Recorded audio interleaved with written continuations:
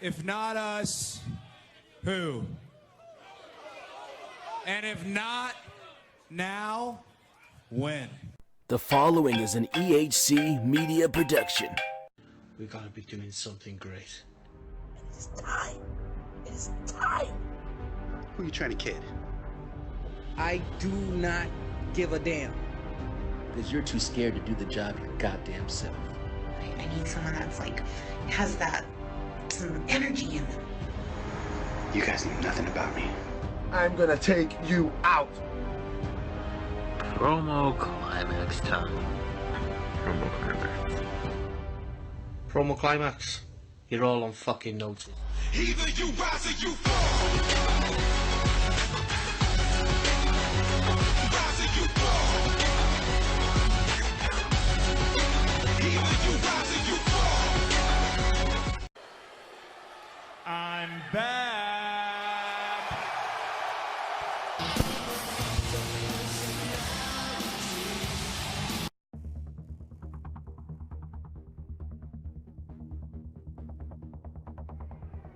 So many characters. Bob?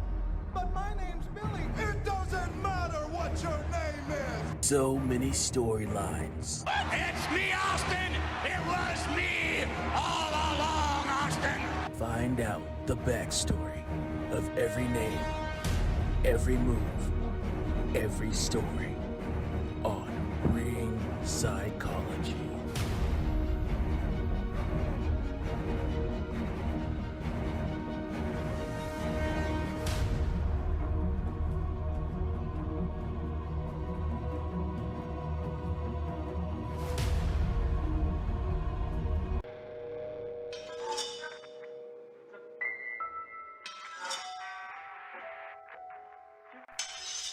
Every switchblade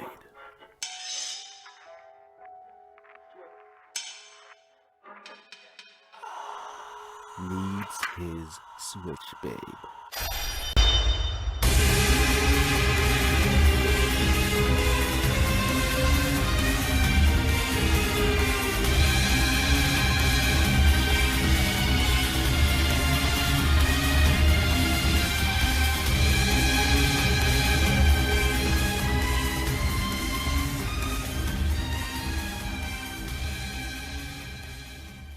Hello everyone out in the Blade Queendom. This is your Switch Babe Courtney, and today we have a very, very special show. I have on with me today Crystal Spice, mom to Steven, a little boy who has Chiari malformation, and he has got to meet some pretty cool people in the world of wrestling, and I just wanted to bring her on to share both her and Steven's story, and to bring more awareness to Chiari malformation and how you all can help, so that maybe we can find a cure for this, or we can find a way to make their lives a lot easier. So without any further ado, let me bring on Crystal. Hi, Crystal. How are you today? I'm very good. Thank you. How are you? I'm doing great. So first off, I just want to say how I found out about Crystal and Steven. Everybody that listens to this show knows that I love Killer Cross, and I follow the hashtag Killer Cross on Instagram, and I saw Cross with this little boy, and I read the post, and then I started reading more about his story, and my heart was just touched by the many acts of kindness that wrestlers and wrestling companies have done in regards to giving Steven the time of his life when he's at a wrestling show, and putting that smile on his face and letting him forget for a little while that he does have Chiari. And so I talked to my friend Mike, and then he said, want to set this up? And so here we are. So first, to start off with, can you explain to the listeners what Chiari malformation is? Sure, no problem. So Chiari malformation is actually, it's a birth defect predominantly. Most people, it's very rare that you're actually diagnosed from an accident causing a Chiari malformation. So they classify it as a birth defect, and it basically means there's a malformation of the skull, causing the brain's tonsils, the cerebral tonsils, to push out into the spinal cord. So basically restricts all the area for the spinal fluid to flow freely through the spine, up and over into the brain, and basically carry out through the body. It blocks that little bit of area from the malformation of the skull.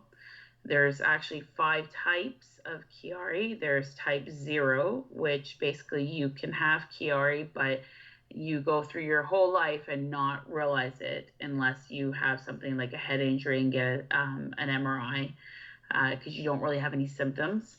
Then there's type 1, which is the type that Stephen has, which is usually tends to be paired with something else. In Stephen's case, it's paired with syringomyelia, or a short form is a syrinx, which is like a blister in his spine. And it stretches his whole spinal cord from the C1 all the way down to the bottom of his lumbar spine. And at his age of 5, when it was discovered, it should have only been about 2 millimeters, but his was the whole spine, so he no longer has feeling on the right side. There's type 2, which is a type that's usually paired with things like spina bifida. And then there's 3 and 4, and those are the very, very rare types. All of Chiari is rare. To give you an idea of how rare it is, basically it affects 0.1% of the world population. And it is very, very hard to diagnose because the only test that can test for it is a full brain scan by an MRI machine. And basically, it's usually not detected until you're an adult or late adolescence. For someone like Stephen, it was detected because he had a very persistent mom who didn't want to listen to the doctors. And the only other times it's usually discovered is if they're doing a scan for something else. It's very rare that you're being scanned for Chiari because it affects so few people. So for instance, Stephen's pediatrician is probably around, I'd say 65. And in his entire practice, he has seen 10 cases, Stephen being the 9th, and he's seen 1 other case after Stephen in his entire practice. His psychiatrist has seen 12 cases, and she's in her late 70s in their entire practice. So it doesn't affect a lot of children, and there's logical explanations as to why certain symptoms happen. A normal person says they get a headache. That's one thing. A person with Chiari gets a headache. It's worse than your worst migraine you could ever imagine. And they're stuck in bed. Wow. Because see, I get migraines and I'll get the really bad ones. So just to hear that it's amplified pain and discomfort from that, just wow. Well, because it basically, I didn't mean to cut you off, but it affects every single nerve ending in your body. It's not just a headache. It's something that is way worse. Stephen can't get out of bed. Sometimes his headaches are so bad, he'll just lie and watch TV. It's so intense. I'm talking lights off, having a neck cloth on his neck, having Advil given to him. It's incredibly painful. So is there any like medication that he has to take on the every day, or is there like physical therapy or anything that he can do to make life a little bit easier?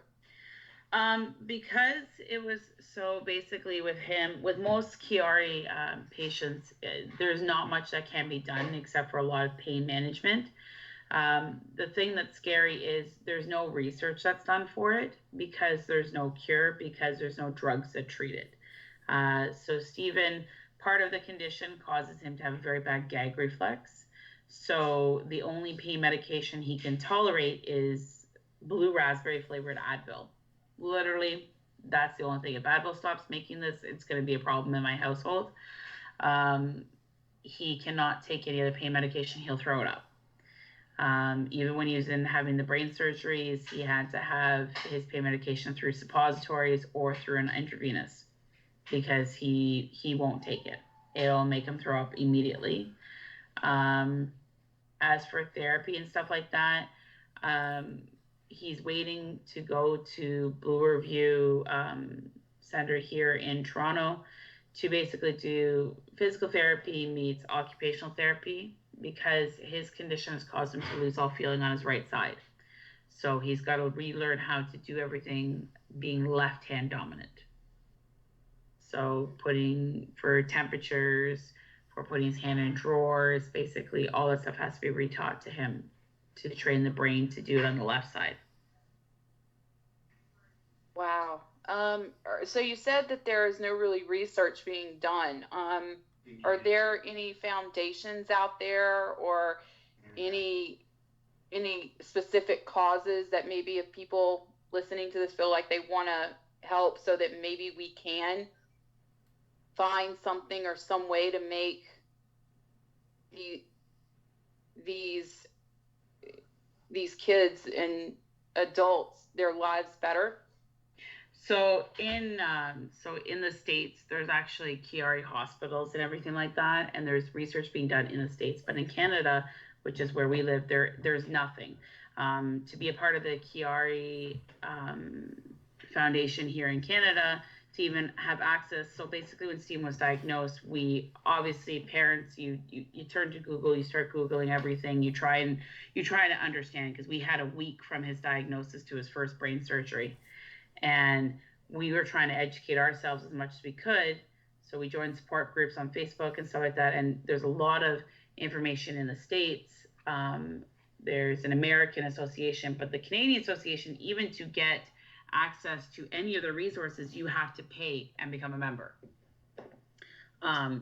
So Stephen wants to take on the challenge of changing that. And he's paired with 2 other families, but he has a goal himself.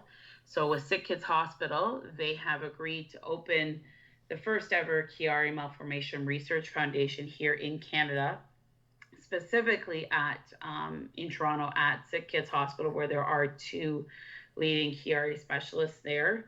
They are the only 2 Chiari specialists in Toronto because the 3rd specialist actually was an adult specialist, and he was arrested a few years back for murdering his wife. So there are no adult specialists here in Toronto. And a lot of adults have to go out of Canada and into the States to get treatment. And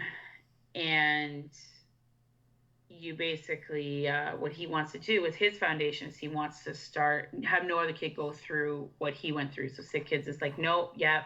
What we'll do is we'll start a research foundation here. So hopefully we can figure out better tests to detect it or something that can put a little ease going forward. So Sick Kids Hospital has been amazing on that. Stephen himself has raised around $4,000. And we have another friend of ours who's raised $10,000. And Stephen's got another few events coming up to raise more. And then the other person has raised around $6,000. So in total, they're sitting at almost $20,000. They have to raise $50,000 in order to open this foundation. And Stephen hopes he's got a goal that he heard $50,000 is what we need. So that's his goal. He wants to raise $50,000 on his own, which is a pretty ambitious goal for a 7-year-old. Indeed it is. And that's inspiring to me to hear that he's the one that is going through this and he's going through all of this pain and stuff, but he wants to help others and he wants to make a difference. And that really is inspiring. And it really gives me hope in today's younger kids and younger generation that, like a lot of people like to say, oh, this next generation of kids is not going to be good and everything. But you hear stories like that. You hear stories about a little boy who is here dealing with this, but he wants to be the change and he wants to make a difference. And to me, you know, that is beautiful. That is just beautiful. And so moving on from that to how this kind of got started is Steven's just passion and love for wrestling, and how that is also kind of a form of therapy. Because speaking from my own experience, I went through a few years where I was really sick myself, and wrestling was my therapy. Wrestling is what got me through. Wrestling saved my life. So I can totally understand that. So how did it first start? Like, how did he first discover wrestling? So basically, it was with Steven, to tie into kind of what you were saying before about the giving back and everything like that. So Steven basically, when he was diagnosed in November of 2016. He was operated on a week later, so he had no time to prepare. I don't know how you prepare a 5-year-old for brain surgery. It's not something that you can do. And it was right around Christmas time, and what affected Steven was the fact that he wouldn't be able to do his toy drive. He has a toy drive that he does every year with his brother.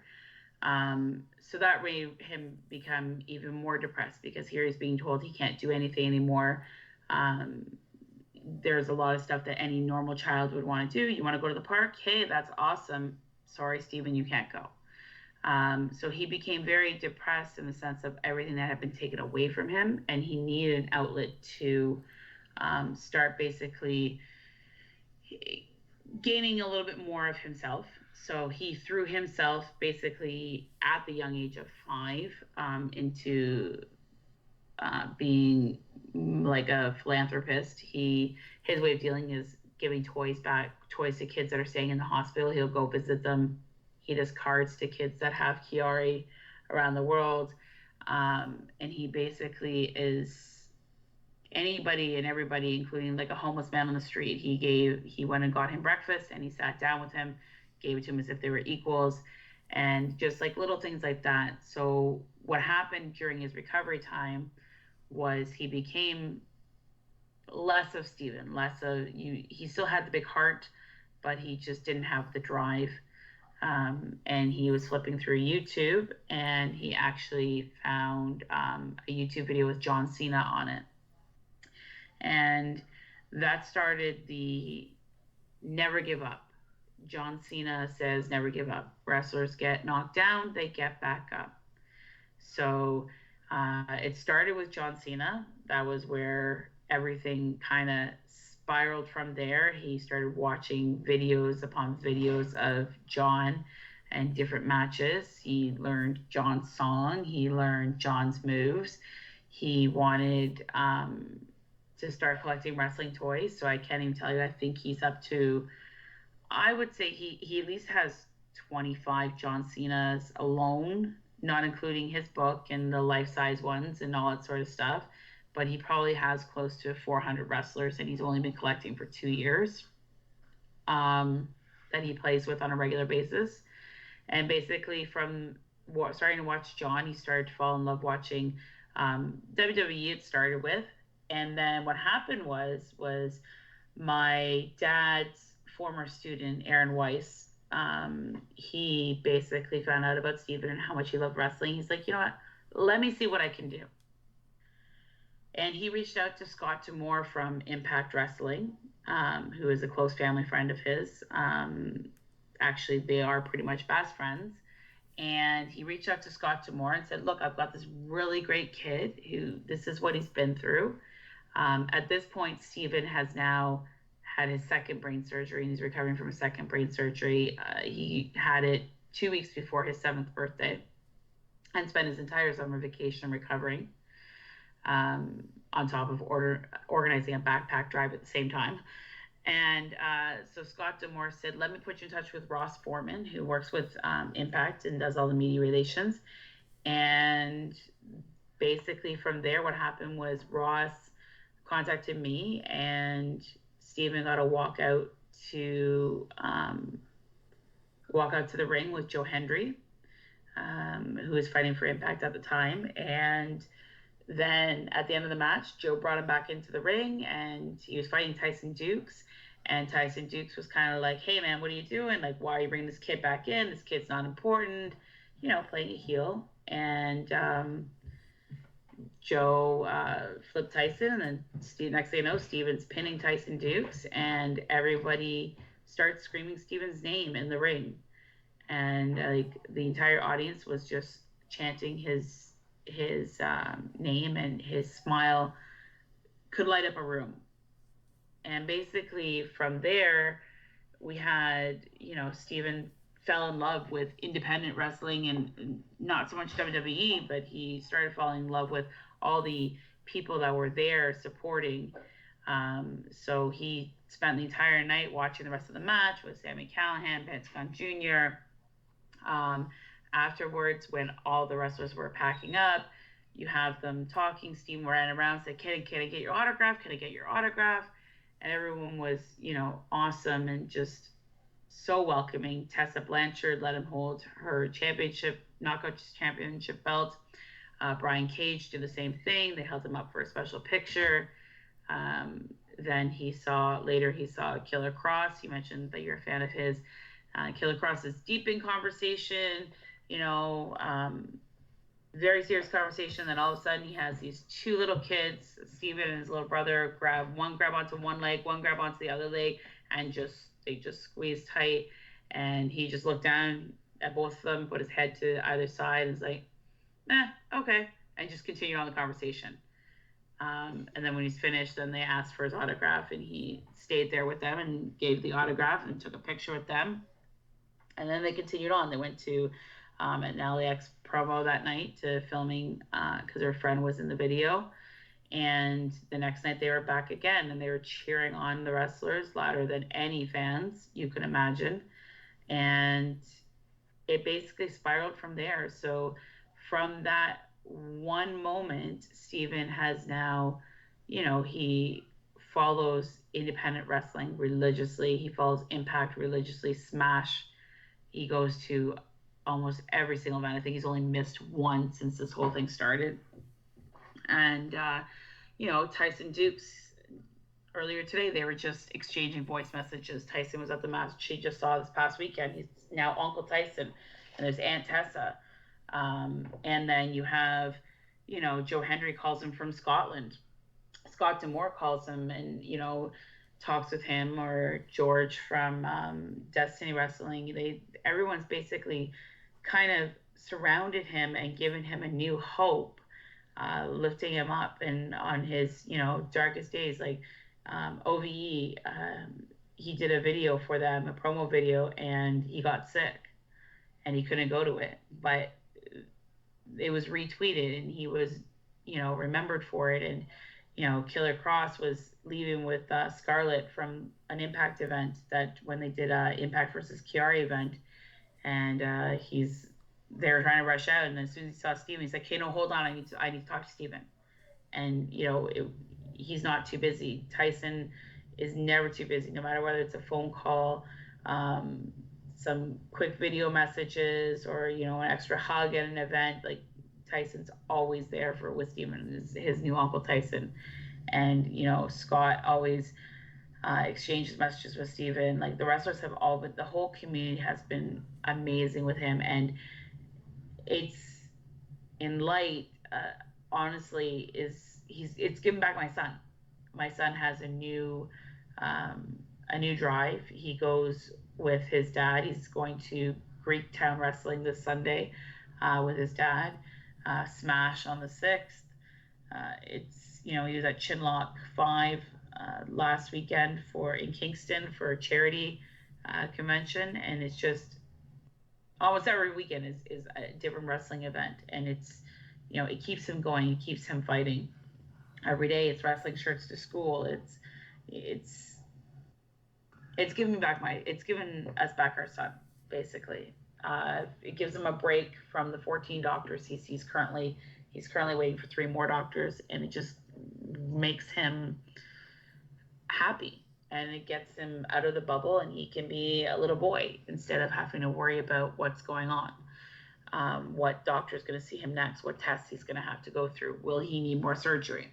He doesn't need to worry about that when he's at wrestling. He gets to be himself, the little fan who's become quite well known for screaming at wrestlers and putting them in their place, offering them baby bottles, give or take.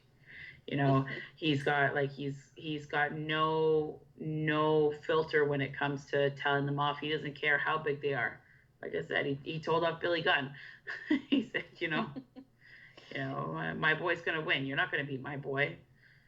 But it's all fun and games, and he makes sure to say his pleases and thank yous to the wrestlers as he sees them. But then when they're in the ring, if they're not on the right side, they're gonna hear it. Idris Abraham has been on the wrong side of that wrath of Steven many times. And he's learned his lesson many times. and that is just beautiful that, that these independent wrestling companies, like you said, Destiny and Smash I'm actually familiar with because I keep kind of tabs on them.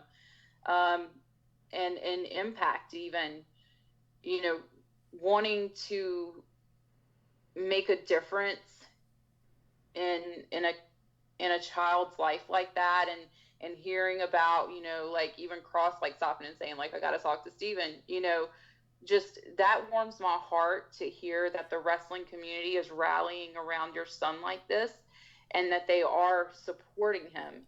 And one of my goals in doing the show with you is that we can maybe, have more people, rally around your son, because your son is just, I've got to say, like, I'm blown away just at how amazing a diamond of a human being your little boy is. The fact that he's, worried about others and their struggles and everything. And to see that, that the universe has given that back to him tenfold in the form of, those phone calls, like you said, the voice messages, it really warms my heart. And, well, like for instance, like Impact Wrestling, they reached out and hosted a whole Kiara event to help him raise money for his foundation, at Sick Kids. Like they did a whole, and he raised over $2,000 at that event. He's been listed by Scott, you're as part of the Impact family, and it goes all the way up as far as, Ed Norham with Anthem, because Ed came and sat with Ashley, who helps organize a lot of the Impact stuff here in Toronto. The two of them came and sat with our other son, Liam, in the hospital for 45 minutes while he recovered from his tonsil surgery.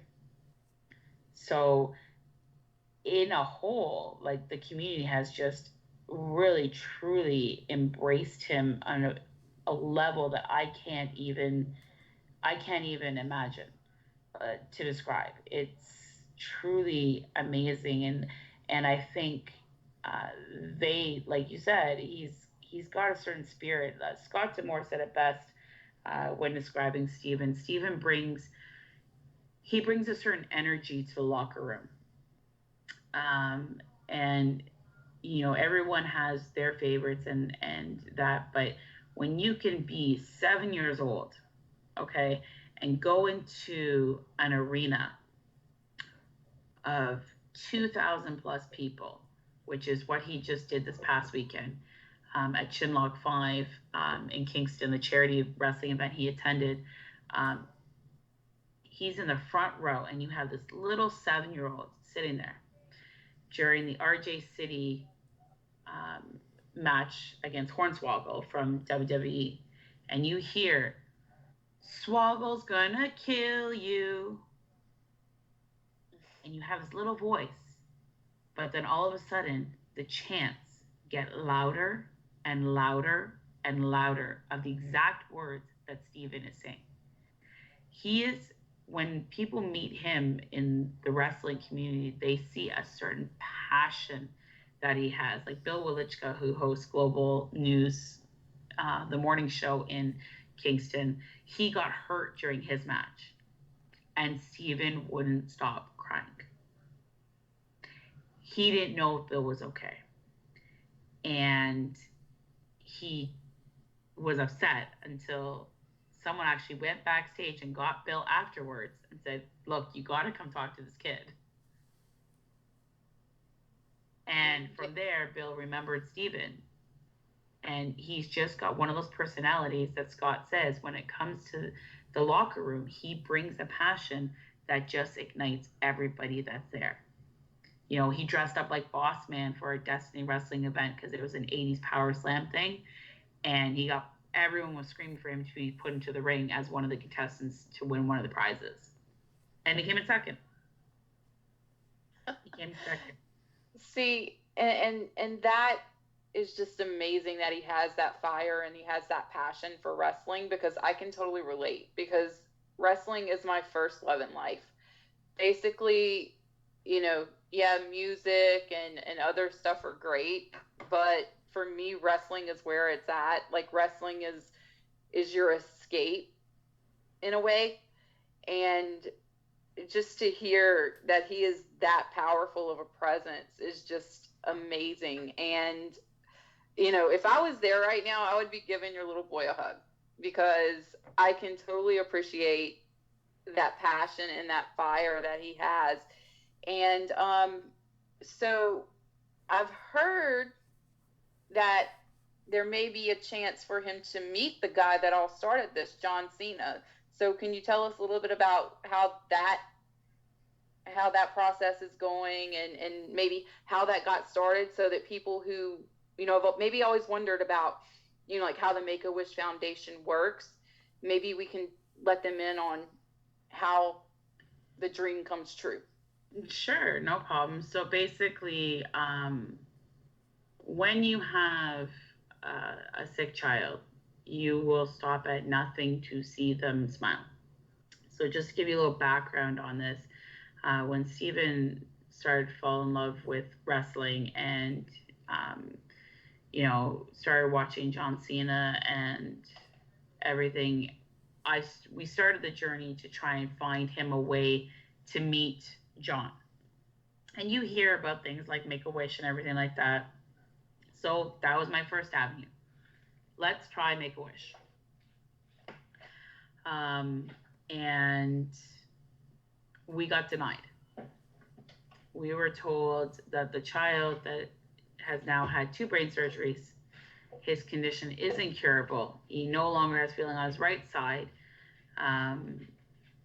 He was not sick enough, was basically what we got told. So as a mom, your heart kind of just shatters, because you want to make sure that, you know, he remains happy and everything like that. So we started our journey. I probably became the annoying mother that won't leave WWE organization alone, because I'm talking, I wrote letters, I wrote emails, I tried to Instagram anybody and everybody that would listen that's in that organization. A friend of mine went to the Fan Expo in Toronto with a letter and pictures of Steven and gave it to the wrestlers, you know, like, please record a video message for Steven, and then hoping to try and get one to Triple H because he was there. And then from there, I had a friend of mine that she heard how badly we're trying to get Steven to meet John, and she put me in touch with the Sunshine Foundation of Canada. And what they do is they don't just do terminally ill patients. They also give wishes to children with disabilities. And so I reached out to the contact she gave me, and they said, okay, let's fill out the paperwork and let's see what we can do. So right before Christmas, we got the news that Steven has been accepted, and we're going to start working towards getting his dream to meet John. done. So that was like the best Christmas present he got. He was extremely, extremely happy. And we basically now we're in this process of, I just heard from Sunshine Foundation, we're in the process of getting the kids' passports and my and Dad's passports, because none of them have theirs. And once we get that, then they'll put us in contact with John's team to make everything happen. And Steven's already got his suitcase planned out of all the John stuff he wants to bring to show him that, he is a really big fan, and he just wants to say thank you. That's what he wants to do. Yeah, and I relate to that, because I went to the Bullet Club block party, and I've been a New Japan fan for now 7 years, and the Bullet Club is like my all-time favorite faction.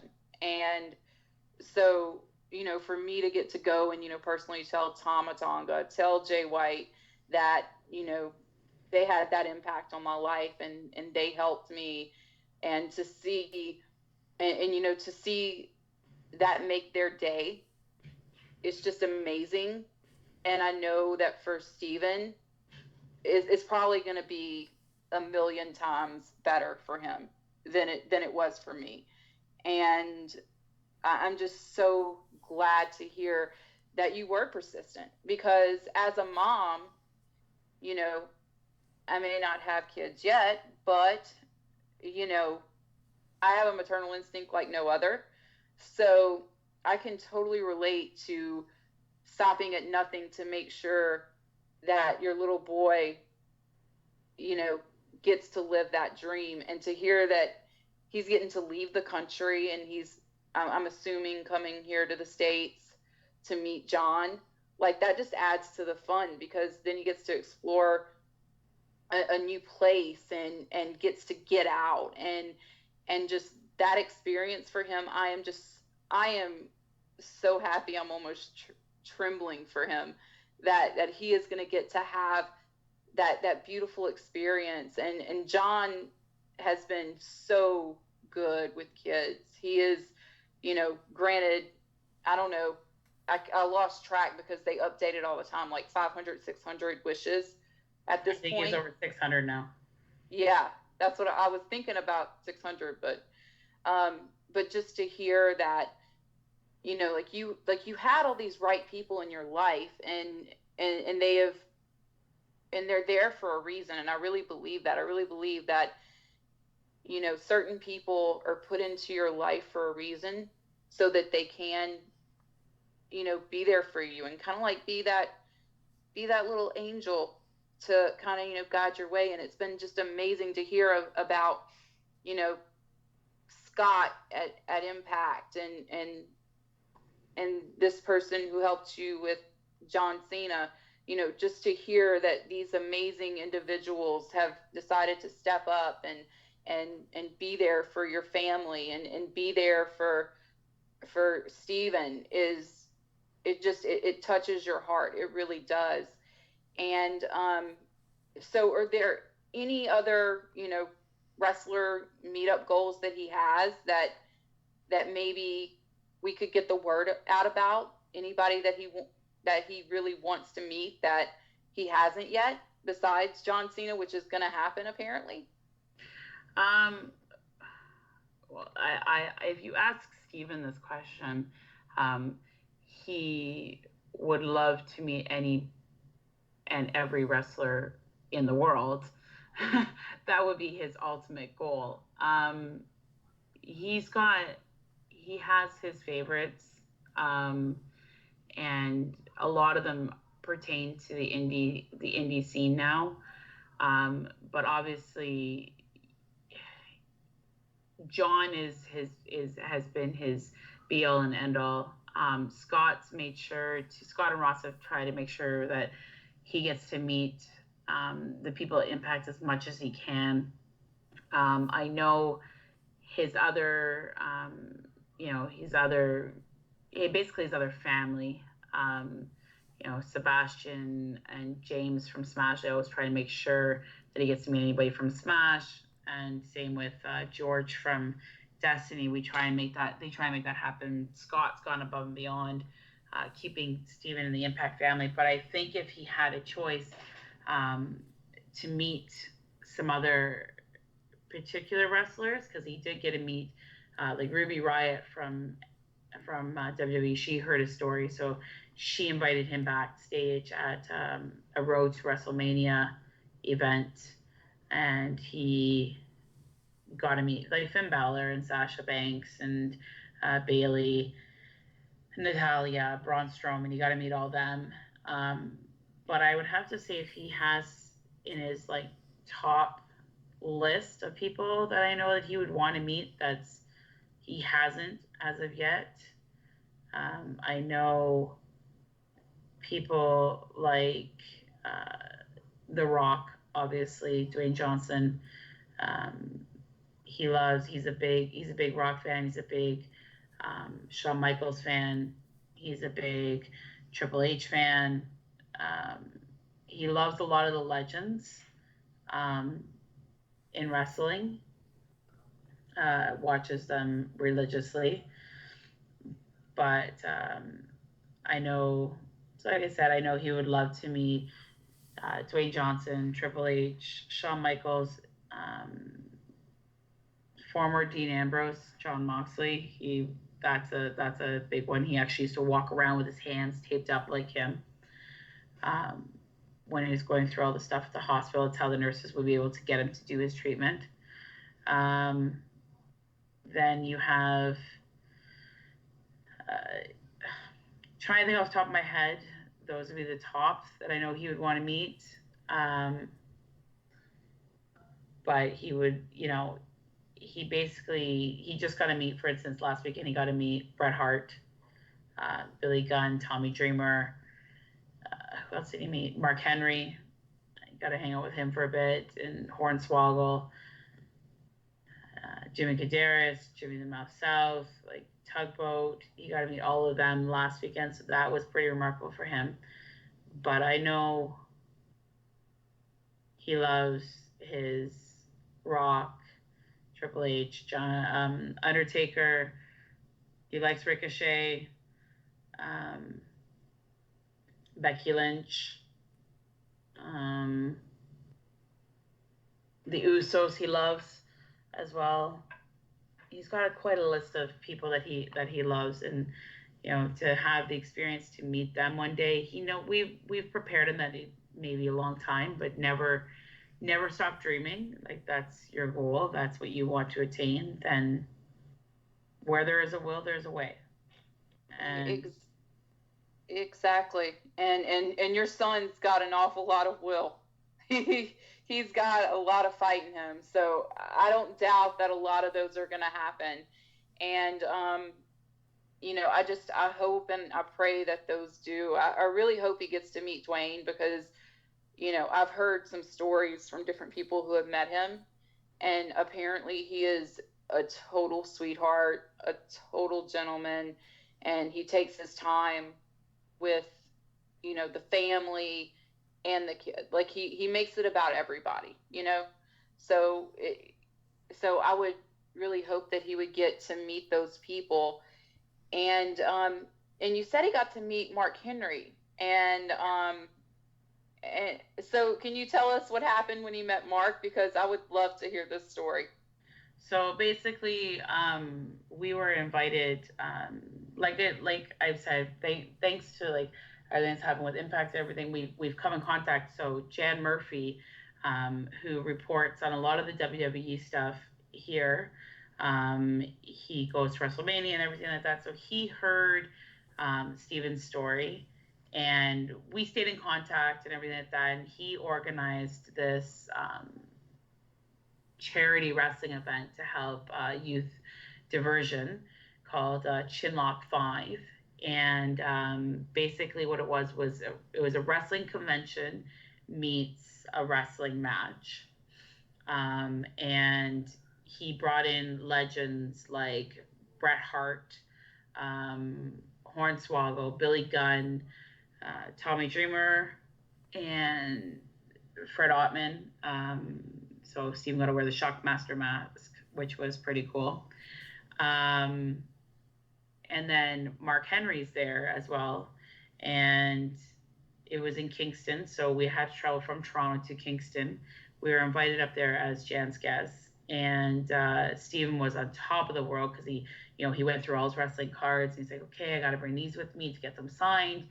And then we come into the hotel. It's like 12 at night. By the time we got done with all the Sick Kids appointment, we finally got to Kingston, and Mark Henry's there checking in.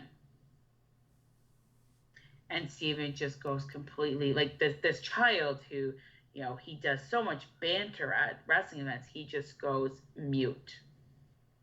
He is so starstruck. It was incredible to see my child actually quiet for about 5 minutes. And then I'm like, go say hi, like go talk to him. And he's like, nope, you got to come with me. Daddy, come with me. Daddy, come with me. So, Daddy, being the protector, walked over with Stephen, and Mark said, how are you, and talked to him, and Stephen was talking with him, and then Mark Henry jokingly challenged Stephen to an arm wrestle for the convention, and Stephen was like, okay, and then he told me afterwards, he's like, I can't beat him, Mummy, and I said, just use your right arm. He's got no feeling in his right arm. Right, so just use your right arm, you're good. But he chickened out the next day. Liam, his little brother, who's being tested for Asperger's, he has no couth. He went and was like scratching at Mark, and Mark was playing around with Liam, pretending he was going to eat him. So it was quite funny. Everyone was just truly amazing at that event. Billy kept joking around. Billy Gunn kept joking around with Stephen all day, and it meant the world, the fact that Mark and Billy were joking around with them, and Hornswoggle was very touched meeting the kids, and Stephen, being Stephen, walks up to Billy Gunn and it's like, hey, like that ring you're wearing his WWE Hall of Fame ring, can I have it? And Billy just looked at him and he's like, I'm not done with it yet, come see me next week. So as a mom, I was just like, no, Billy, don't tell him that. Please don't tell him that, because he will look for you. And then, of course, Liam went over to Mark Henry and tried to get the ring off Mark Henry's finger. So they were amazing sports, and it was truly a remarkable event that they got to go to. And when you have two little kids waiting in an hour-and-a-half line for them to meet Bret Hart, it was pretty remarkable. Yeah, definitely. And so to kind of wrap this up so I don't keep you too long, because I know it is late,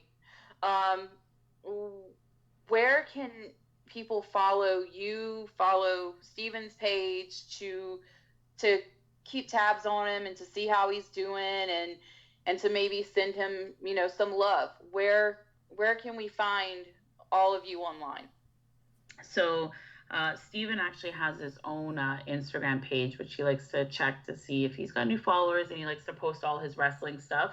And we try to help him post some stuff about his condition. That's on Instagram. He's listed as Stephen's Wrestling Journey. So STEVENS Wrestling Journey. And then mine is crystal.spice on Instagram, or on Twitter at cspice82. And then I actually have a public album on my Facebook page of Crystal Spice that it has, it's Chiari Malformation. And I basically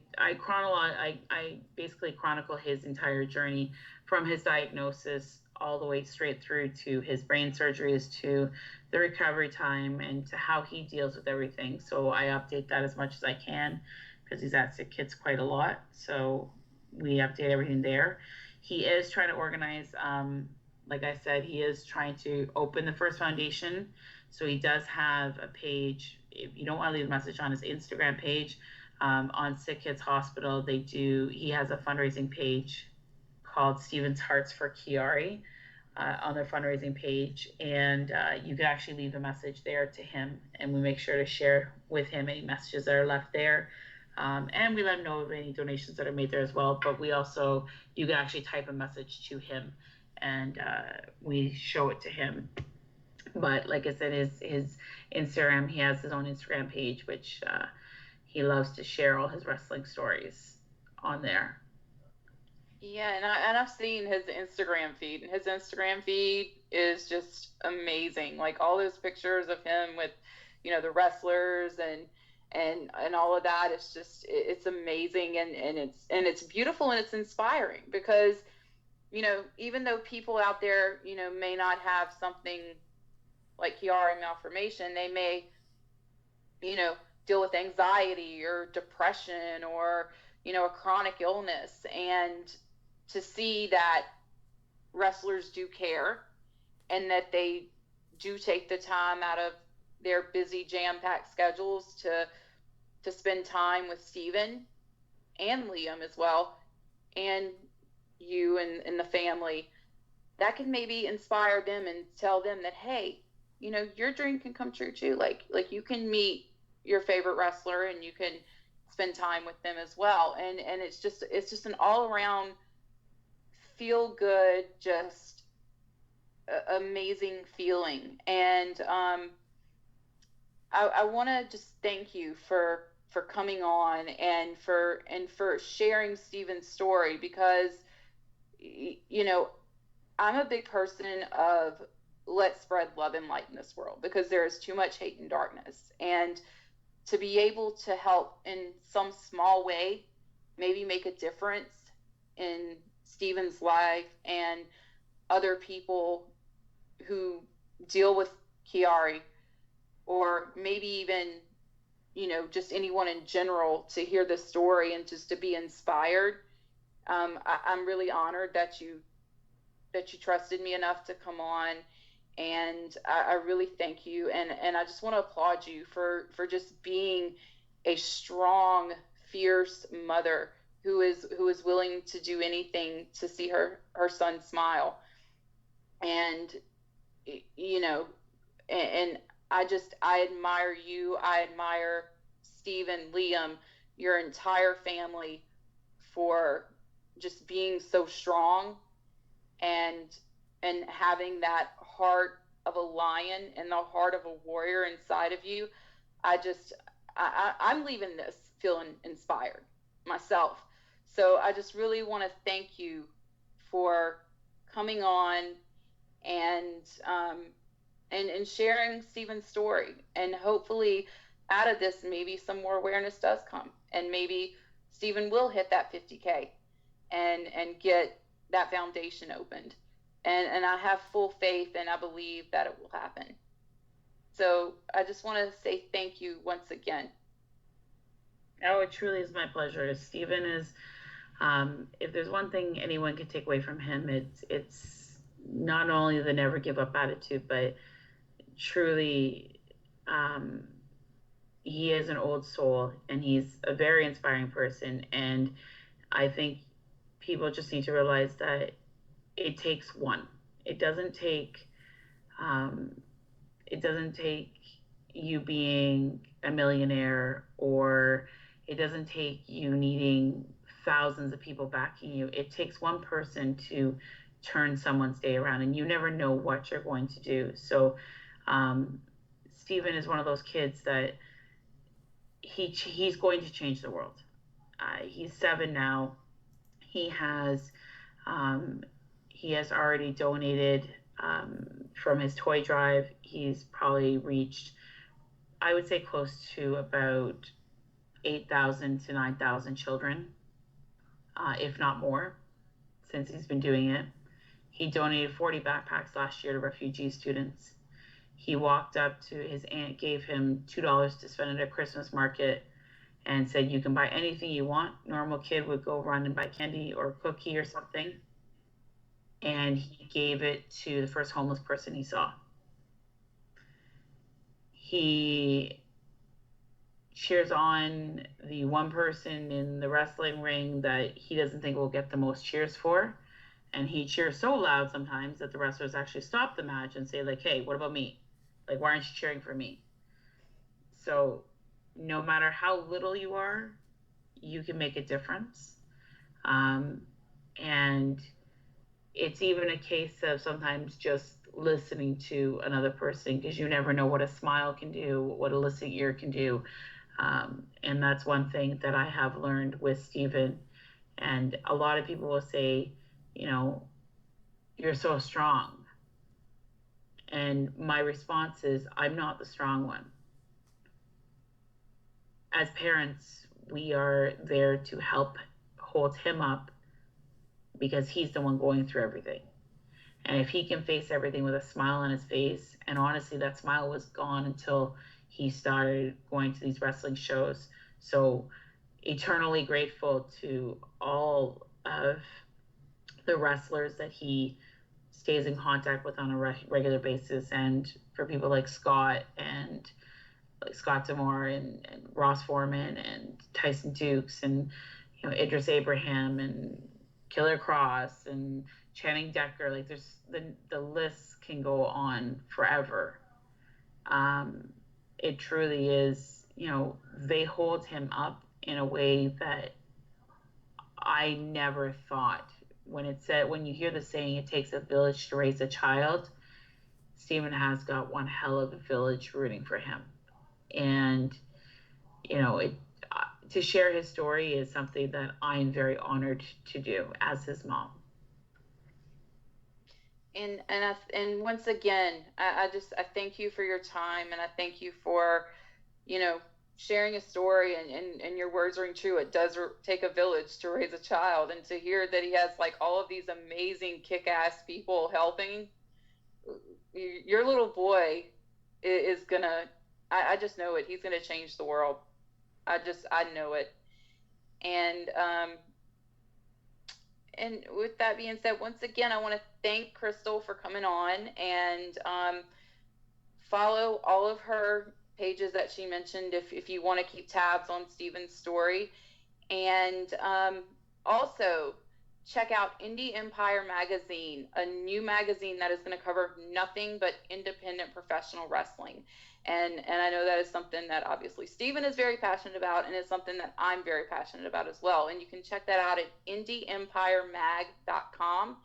And the site just launched today. They've got a feature on ELP, or El Phantasmo, the newest member of Bullet Club. And that feature is amazing. It is more comprehensive than anything I have heard or seen about ELP. So if you're curious about the Headbanger, go check out indieempiremag.com. And if you want to follow my social media is, I have a personal Twitter. It's at AXIMILI55. And I also have a podcast Twitter, which is at SwitchBabePod. And I'm also SwitchBabePod on Instagram as well. And like I always wrap up every show with, you are beautiful, you are amazing, you are a wonderful human being, and you deserve happiness, and you are enough. And until then, peace, love, and rock on.